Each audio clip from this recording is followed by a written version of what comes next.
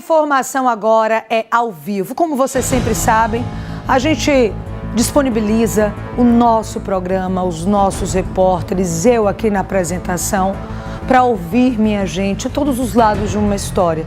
Quando a gente só mostra um, é porque com certeza ou a pessoa não quis falar ou a gente não conseguiu contato. Mesmo em casos de agressão contra a mulher, em que a agressão é evidente, em que existe de fato a condenação, como é esse caso. Este é o caso que nós trouxemos antes de ontem, na terça-feira. Um homem que agrediu a ex-companheira de 21 anos, ela ficou internada, ele foi preso e saiu a condenação dele de pouco mais de 5 anos. Hoje recebemos a notícia de que ele foi liberado pela justiça, mesmo tendo sido condenado. Liberado pela justiça, tá? Quem vai explicar melhor essa questão do liberado pela justiça é o repórter Lucas Moura, que está ao vivo aqui com a gente. Liberado não do crime, tá, gente? Que fique bem claro. Liberado não do crime. Ele vai responder, pelo que eu estou entendendo, ou em liberdade, ou um regime semiaberto. Explica pra gente, Lucas, por favor, o que é que aconteceu nesse caso, nesta questão jurídica. Boa noite.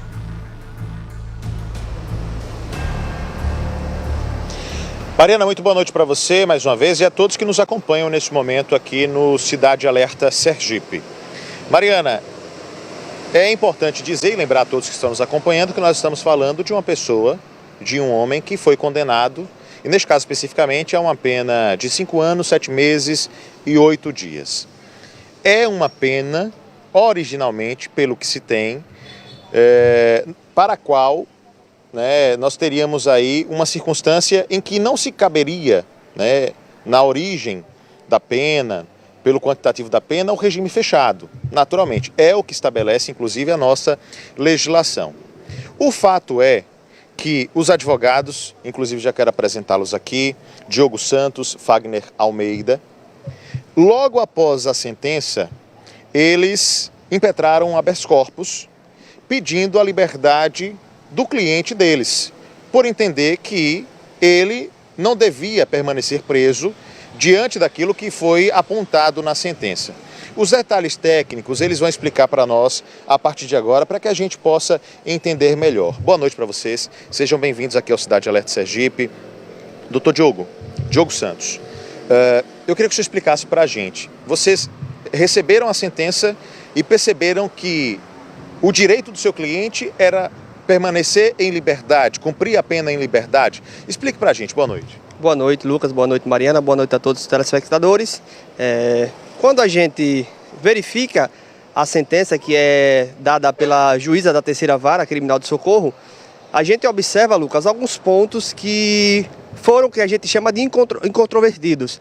Por quê? Porque a juíza ela aplica uma sentença de 5 anos, 7 meses e 8 dias e aplica um regime menos gravoso, que foi o semiaberto, e decreta a prisão preventiva. O que é que acontece? Quando a defesa de Jean Lucas observa isso, e aqui eu estou falando de algo meramente técnico, lei, a gente impetra um habeas corpus, porque o Superior Tribunal de Justiça e o STF, o Supremo, ele entende que não pode ser aplicado um regime menos gravoso, tipo semiaberto ou aberto, e também aplicar a prisão preventiva. E quando a gente verifica na sentença isso, de pronto, a gente impetra um habeas corpus para o Tribunal de Justiça do Estado de Sergipe, que cai na relatoria do desembargador Gilson Félix, que de pronto também manda requisitar a juíza da terceira vara criminal, Jocelyne, para que ela preste informações a respeito daquilo que aconteceu na sentença. Prontamente também a doutora Jocelyne presta as informações e no dia de hoje o desembargador Gilson Félix concede a liminar, dando a liberdade para Jean Lucas. Ou seja, o cliente de vocês hoje, ele está livre e ele cumprirá essa pena em liberdade, é isso? Isso, ele está livre, o alvará dele foi assinado hoje e ele cumprirá, ficará a critério do juiz da execução a determinar algumas medidas que ele deverá cumprir. Por enquanto, ele está livre e aguardando, estando à disposição da justiça para que o juiz da sétima vara, doutor Gaspar, determine o que ele deverá cumprir. Doutor Diogo, para que a gente possa entender, ele não está isento da pena, né, naturalmente, porque ele tem uma condenação. Essa pena dele, ela já começa a ser cumprida ou só depois dos recursos? Como é que vai funcionar? Porque assim, nós temos a informação de que vocês recorreram, inclusive, também para poder baixar a pena, né? Vocês impetraram habeas corpus, a liminar foi concedida, porque não cabia a preventiva, não cabia a prisão preventiva, e vocês recorreram também, naturalmente, para que a pena fosse reduzida. Essa pena ela já começou a ser cumprida, começará a ser cumprida em algum momento, e de que forma o senhor imagina que isso vai acontecer? Não, Lucas, essa pena ainda não está sendo cumprida porque nós fizemos o recurso de apelação criminal, que é um direito que o acusado tem, quando tem uma sentença contra ele, ele tem o direito de recorrer. Então nós recorremos e concomitantemente impetramos o habeas corpus. A apelação está aguardando as contrarrazões do Ministério Público, que inclusive já apresentou, e um ponto bem importante é que o Ministério Público ele faz as contrarrazões e pede que seja mantida a sentença nos seus exatos termos. E estamos aguardando agora só as contrarrazões do assistente de acusação, para que depois esse processo ele seja remetido para o Tribunal de Justiça e lá no Tribunal de Justiça seja rediscutido isso. Porém, por enquanto, ele não iniciará o cumprimento da sua pena, até que isso se resolva. Perfeito. Só para a gente deixar claro, então, a todos que estão nos acompanhando, só para deixar claro ao pessoal aqui, é exatamente isso. Na verdade, a prisão que ele estava cumprindo não era a prisão já decorrente do semiaberto da pena, era uma prisão preventiva. E a prisão que vocês derrubaram via liminar é justamente essa prisão preventiva. Decisões a respeito do regime do cumprimento mesmo da pena, essa ficará para depois do recurso. É isso que o doutor Diogo está dizendo aqui. E enquanto isso, obviamente, a gente segue naturalmente acompanhando esse caso e o cliente dele segue em liberdade, já que há esse entendimento que na aplicação do regime menos gravoso não cabe a prisão preventiva. Ou seja, os tribunais superiores, eles já se posicionaram dizendo que nessa circunstância do que foi dito na sentença, não cabe preventiva e ele não pode ser preso nesse momento, é o que entendem os tribunais superiores. Agora, doutor Diogo, eu queria te fazer uma última pergunta e eu vou devolver para a Mariana, porque nós seguiremos ainda nesse caso, que a gente vai ouvir todos os lados da história, mas uma última pergunta. Há um temor, pelo menos foi dito para nós, pela vítima do caso, a família da vítima e assistente de acusação, de que o seu cliente tente agredi-la novamente ou fazer qualquer tipo de mal contra ela. O senhor acredita que essa possibilidade existe? Como é que está o seu cliente? O que é que o senhor tem a dizer de alguma forma para de alguma forma tranquilizar essa família? Veja, da parte do nosso cliente, Jean Lucas, a família pode ficar despreocupada, porque não devemos aqui eximir que ele cometeu o erro, estava de cabeça quente, porém o mesmo está disposto a ter uma nova vida. E a família, eu estou falando como defesa de Jean Lucas, pode dormir de portas abertas, porque Jean Lucas não irá mais importunar a vítima, tá certo? Ou seja, ele não vai fazer mais nenhum mal a ela, o senhor garante isso?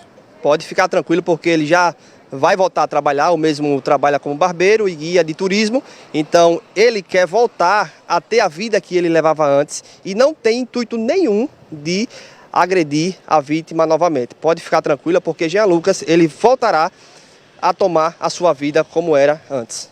Perfeito, eu agradeço a presença e a participação dos dois. Mariana, volto com você. Lucas, eu ia perguntar justamente isso, né? Achei que você estava até devolvendo, como a gente fala aqui no jornalismo, e já adiantei para Fábio Teles que eu queria realmente entender como é que o Jean está, porque a família está com muito medo, precisou se mudar. E daqui a pouco, Lucas, eu quero saber o posicionamento da família. Só me adianta uma coisa, ele saiu, mas não está com tornozeleira eletrônica, mas a medida protetiva fica mantida, não é isso?